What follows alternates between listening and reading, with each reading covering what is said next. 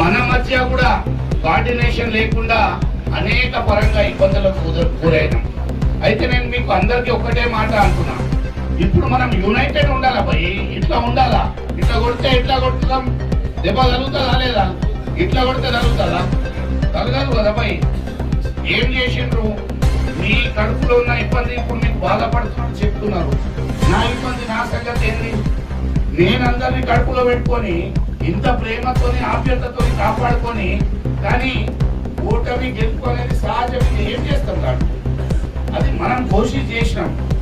అది దేవుడు ఆశీర్వాదం ఉండాలా, కొన్ని పరిస్థితులు ఉంటాయి.